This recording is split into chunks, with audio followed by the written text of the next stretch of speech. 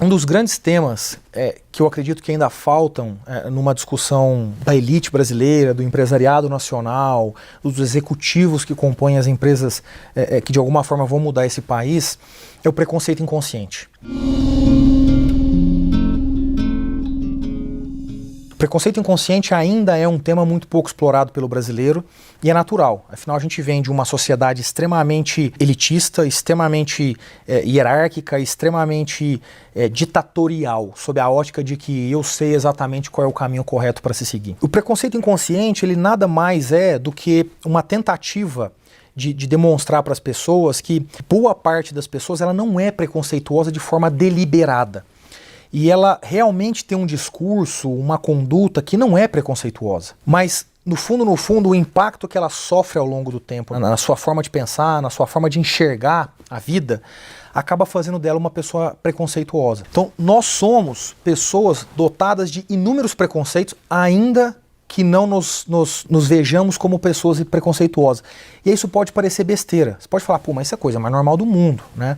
O ponto que não é. É exatamente o fato de existir o preconceito inconsciente que faz com que os grupos cada vez mais se repitam. E por isso, no RH, você tenha tantas mulheres. E por isso que na área da engenharia você tem tantos homens. E por isso nas empresas, no topo das empresas, você tem homens, brancos, heterossexuais, formadas em boas faculdades, na região sul-sudeste do Brasil e etc. O padrão se repete exatamente por isso, porque o preconceito inconsciente te faz tomar decisões onde você não enxerga o desvio que você comete ao tomá-las. Então eu vou dar um exemplo aqui muito simples. Meu pai é empresário do setor de transportes no interior do Brasil. Recentemente, conversando com ele disse, filho, eu estou num processo de contratação de 2 motoristas. E você acredita que eu recebi currículos de mulheres motoristas? Eu falei, curioso. Ele falou, pô, mas não dá para contratar, né? Eu falei, por que não, pai? E vejam que o meu pai é uma pessoa extremamente aberta, além do seu tempo. Mas ele disse, não dá, porque veja só, olha que perigo, né? Eu colocar uma mulher para dirigir caminhão por todo o Brasil, que coisa perigosa, porque a estrada, infelizmente, oferece muitos riscos. E eu disse, pai, eu entendo o que o senhor está dizendo. Só que a decisão é dela, não é sua. Você não pode tomar uma decisão por uma mulher ou por qualquer outra pessoa se aquilo é perigoso ou não. Veja, o pensamento dele é um pensamento de defesa. Ele é até nobre na essência. Mas no fundo, ele acaba eliminando um perfil que potencialmente poderia estar no grupo de profissionais que dirigem caminhão pelo Brasil. O segundo ponto que ele me falou é, quando ele se convenceu disso, ele falou, eu concordo, filho, mas, poxa, veja a questão de trocar um pneu. O pneu é um negócio muito pesado de um caminhão. Como é que uma mulher vai trocar um pneu? E ele tem razão do ponto de vista lógico. O primeiro raciocínio ele está coberto de razão, né? A mulher cientificamente tem uma força muscular menor do que o homem. E um pneu é muito pesado. Então parece um raciocínio correto.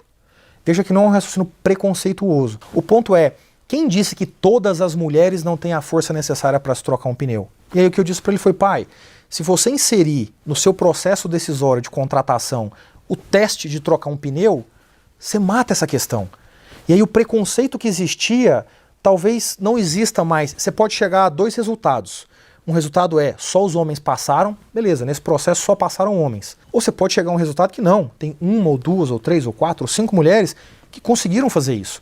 E aí você vai para um outro caminho. Então vamos agora olhar critérios objetivos, pontos na carteira de motorista ou determinadas condutas que não façam sentido para a qualidade que você precisa para o teu profissional. Isso é o preconceito inconsciente. Então eu dei um exemplo muito simples de uma profissão que está longe desse mundo corporativo que a gente frequenta em grandes cidades do Brasil. Se o meu pai, que é um pequeno empresário no interior de Minas Gerais, é capaz de afetar a vida de algumas poucas pessoas com esse tipo de pensamento, imagina o que acontece em empresas que contratam 5, 10, 15, 20, 30, 100 mil funcionários. O efeito do preconceito inconsciente é um efeito devastador.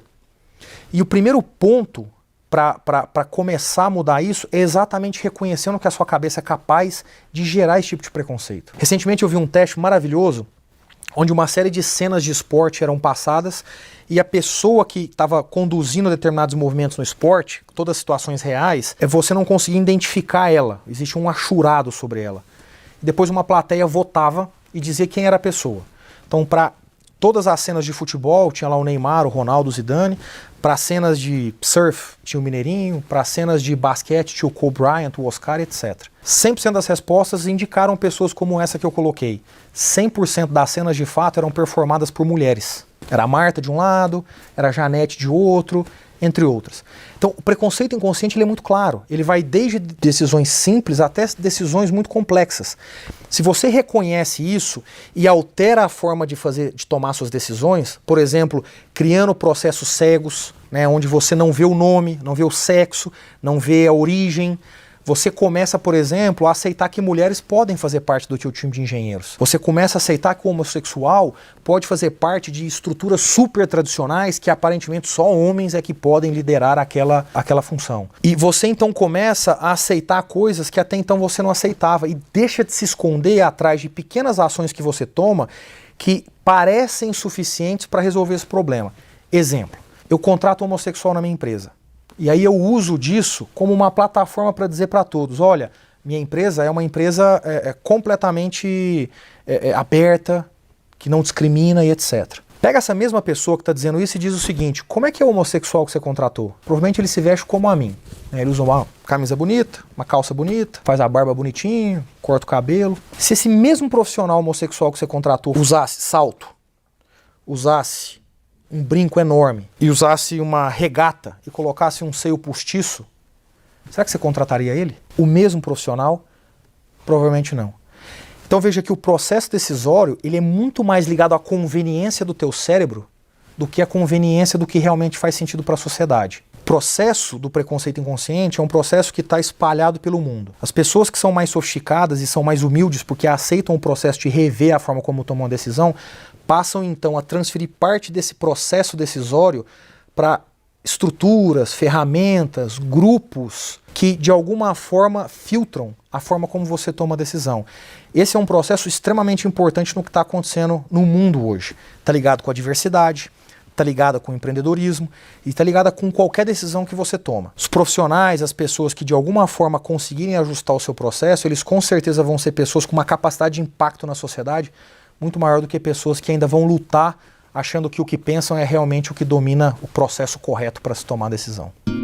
Para entender sobre nova economia, sobre economia 4.0, sobre o homem, a mulher plural, inscreva-se no canal do YouTube da Casa do Saber.